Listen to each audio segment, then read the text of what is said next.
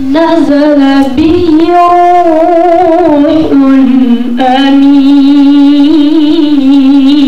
الأمين على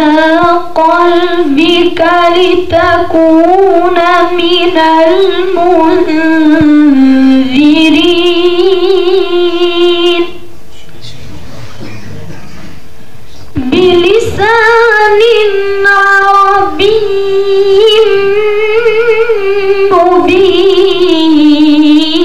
مبين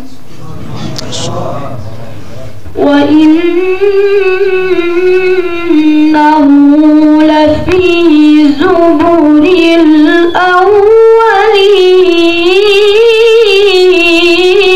الأولين أولم يكن لهم آية أن يعلمه علماء بني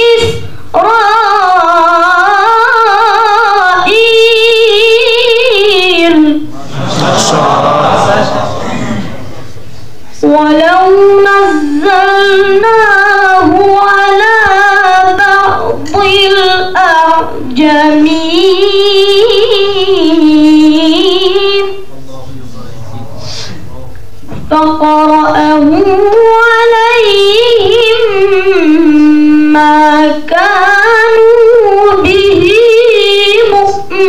مؤمنين كذلك سلكناه في قلوب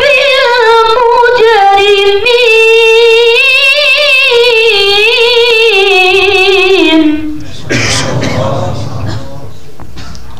لا يؤمنون به حتى يروا العذاب الأليم فيأتيهم بغتة وهم لا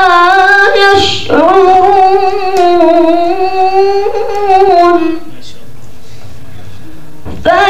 فيقولوا هل نحن منظرون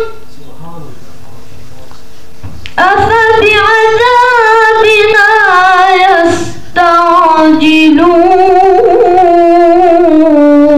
يستعجلون أفرأيت إن متعناهم سنين ثم جاءهم ما كانوا يوعدون ما أغنى عنهم ما كانوا يمتعون وما أهلكنا من قرية إلا لها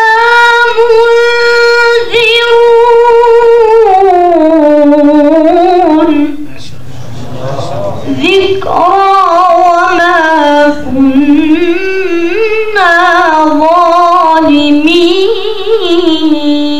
ظالمين صدق الله